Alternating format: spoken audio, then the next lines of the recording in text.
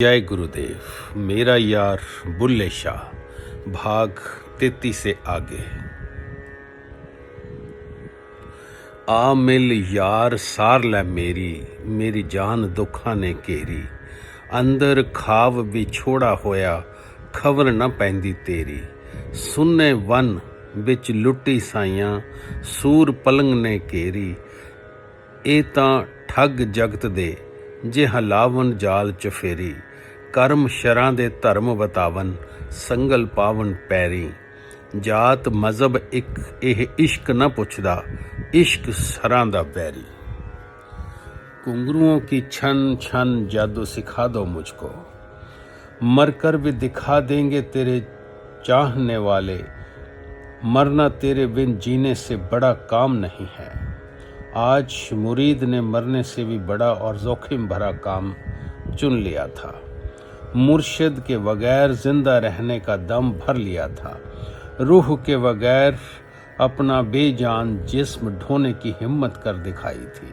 वह फाटक की परली तरफ अपनी रूह, अपनी सांसें, अपना चैनो अमन, दिलो जान सब छोड़कर निकल पड़ा। अब उसके पास जीने का कोई साजो सामान, कोई आसरा नहीं था। जीने की तमन्ना भी नहीं थी, मगर फिर भी उसे जीना था एक रूहानी मकसद के लिए। इसलिए वह मुर्दा सा बना बढ़ चला दुनिया के चहल पहल भरे बाजारों की ओर, कदम बेहद बोझल, मानो किसी भारी ठेले को बगैर पहियों के घसीटना पड़ रहा हो। हुलिया किसी लुटे पिटे बेचारे जैसा, आंखें बुझे चिराग जैसी, जिनमें आंसुओं का तेल जल जल कर खत्म हो चला था। होठों पे सूखी पपड़ी जमी हुई थी, मानो सीने में बेइंतहा प्यास उन पर अपना निशान छोड़ रही थी। इस वैचारगी और गमगीनी के आलम में वह बाजारों से गुजरता गया। खूब शोरगुल, हंसी ठट्ठा था वहाँ। दुकानदारों की लुभावनी आवाज़ें, ग्राहक के नाज नखरे और चटकारे। माया अपने पूरे रंगो शबाब में थिरक रही थी। मगर सोचो, जिसे रूहानी गम के घने घेरों ने घेरा हो, उसे दुनियावी हवा भला क्या छुए। जिसे इश्क ने जाम में दर्द पिलाया हो, मौला की उल्फत में जो पहले ही बहक रहा हो, उस पर नशीली माया के फीके नशे का क्या जादू। वो किसी ने अर्ज किया है, ऐ मेरी जान के दुश्मन तुझे अल्लाह रखे। हम भी पागल हैं जो उस शख्स से है वाबस्ता, जो न किसी और का होने दे न अपना रखे। दुनिया में धक्का लगता है तो निगाहें किसी और हमदर्द कंधे को ढूंढ ही लेती हैं। मगर गुरु मरीदो, साईं का रिश्ता ऐसा चलता फिरता नहीं है। आज अगर एक और जुदाई के धक्के हैं तो दूसरी और एक अनोखी मोहब्बत भरी जकड़न। अनोखी इसलिए क्योंकि वह जितने धक्के खाती है उतनी ही मजबूत होती जाती है। उसके दायरे उतने ही सिमटते जाते हैं, बल्कि जो पैर पहले अंदर बसे होते हैं वो ही बाहर दफा हो जाते हैं। साईं के अलावा कोई अपना नहीं रह जाता। तभी आज बुल्ले शाह बाजार की भीड़ भरी गलियों से भी तन्हा सा गुजर रहा था। उसके जहन की आंख मूंदी हुई थी, कान बहरे और जुबान गूंगी थी। बस एक इरादा जिंदा था कि अपने इनायत को कैसे मनाऊं, क्या करूं कि बेरीज जाए। उसी अधेड़ बूंद में शाम हो गई। दिन भर चलते चलते सूरज की टांगें थक गई। वह निढाल होकर ढल गया, मगर इधर वह इस बेचैन मुरीद के शौक की इंतहा देखो। उसके कदम अभी भी बेतहाशा किसी डगर को तलाश में बढ़े जा रहे थे। तभी उन्हें एक मोड़ मिल गया। हमारे इश्क की ये इंतहा थी, कदम रखता के मंजिल रास्ता थी। मगर ये मोड़ शरीफाना समाज से एकदम हटके था। इसकी गलियां बेहद काली और अंधेरी थी। ना, वैसी वाली अंधेरी मत समझ लेना। रोशनी तो खूब थी यहाँ, जगह जगह धमकती शम्माओं के आगोश में समेटे झूमर झूल रहे थे। मशालों से शोले छिटक रहे थे। चिरागों की लौ लहरा बलखा के जलवे लुटा रही थी। माशाअल्लाह, रौनक और गमक भी कुछ कम नहीं थी यहाँ। गुलाब और चमेली के गजरों की रूमानियत।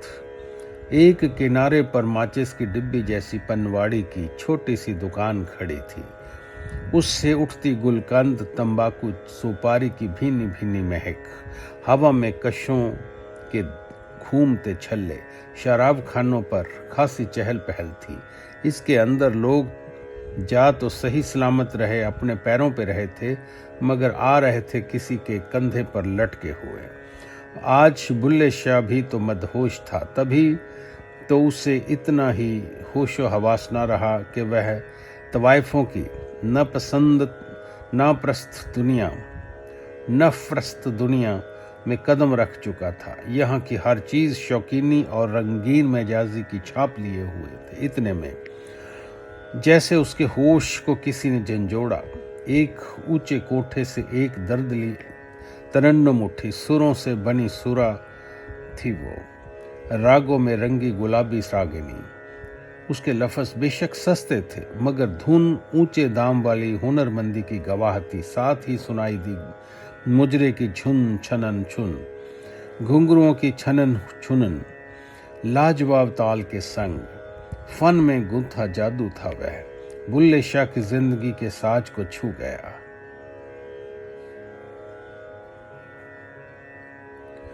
उसके तारों को थिरकाकर उसमें आस की तरंग भर गया। कहते हैं कि इस नापाक महफिल में उठते स्वरों से बुल्ले शाह को एक रूहानी पैगाम मिला था। गौर कर बुल्ले शाह, तेरे मुर्शिद की पसंद क्या है।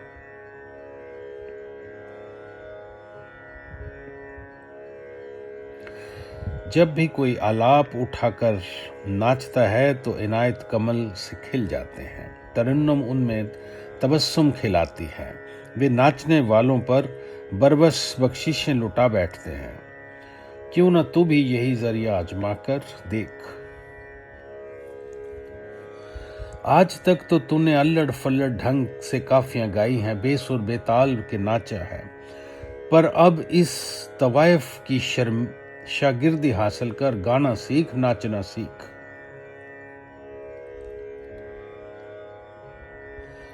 खुशामदीद, तेरा ख्वाब जरूर जमीन पर उतरेगा। इनायत की रहनुमाई तेरा दामन ढूंढेगी। पैगाम क्या मिला। बुल्ले शाह के सिकड़ों फेफड़ों से सांसों का झोंका गुजर गया। हाँ, वो अपने गले को अब साज बनाएगा।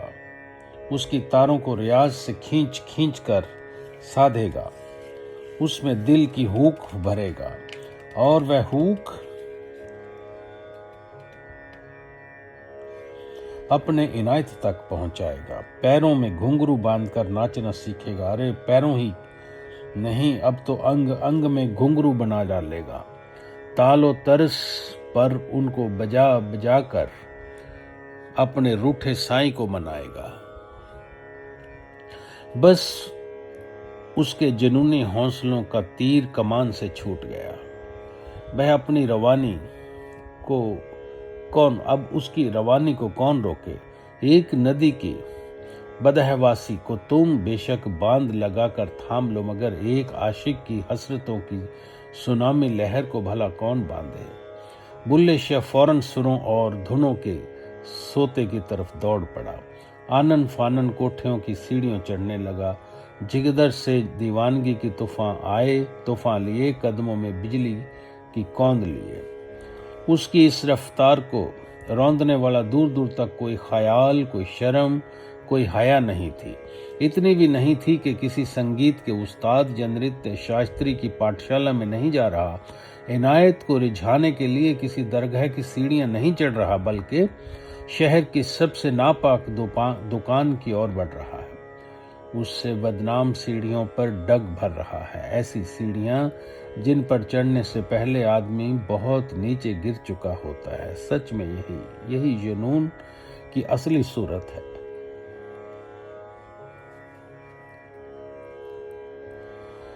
आग की लौ का जुनून है।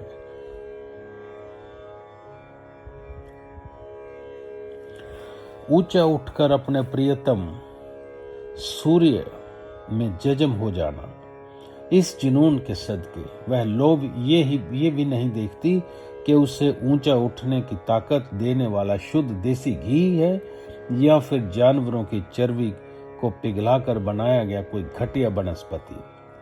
अगर वह तेल है तो तिल का है या सरसों का। अब बुल्ले शाह के सीने में भी एक ऐसा ही जुनून की आग थी। उसे अपने इनायत के पकीज़ा कदमों को चूमना था, फिर उन तक पहुंचने का जरिया चाहे जहन्नुम की सीढ़ियों से ही क्यों ना हो। उसे तो उन पर ही जन्नत का नूर बिछा दिख रहा था। तेरे ख्यालों तेरे ख्याबों की ये ठंडी फिजा हाफती रूह को पनाह जैसे लगती है। तेरी उल्फत में ये कैसा मुकाम आया है, हवा कोठे की सी दरगाह जैसी लगती है। वाह। ऊपर पहुंचते ही बुल्ले शाह के कांच का बना हुआ कवाड़ खटखटाया। वैश्य खुद ही बेपर्दा बाहर आई। जुल्फों से लेकर पैर के नाखूनों तक वह हुस्न की मलिका थी। कुछ खुदा का करम, कुछ श्रृंगार की कलम तराशी पूरी तबीयत से गई थी, मगर बुल्ले शाह की निगाहों तो पहले ही किसी के रूहानी हुस्न के कैद खाने में बंद थी। भला तवाइफ के जिस्मानी हुस्न में उस कैद के ताले तोड़ने की ताकत कहाँ थी। बुल्ले शाह तो उस तवाइफ में महज अपने इनायत तक पहुंचने की इलाही रास्ता तलाश रहा।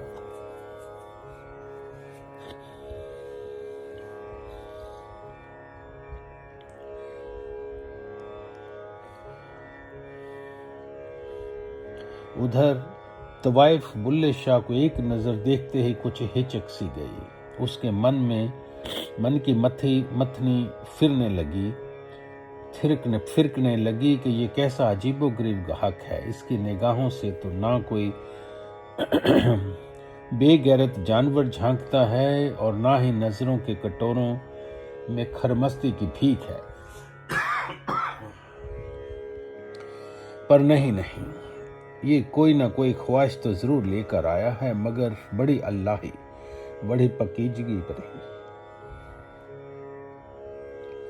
ऐसी नहीं जैसी कि भौरों की गुलाब से या कीचड़ के कीड़ों की कमल के नाल से होती है। कुछ ऐसी जैसी एक ठंडी हवा के झोंकों की फूलों में होती है। अपने पाक दामन में ये झोंका इनसे मकरंद बटोर कर दरगाह तक जाता है और पीर के कदमों में इत्र बनकर बिखर जाता है। आज इतना ही। जय गुरुदेव।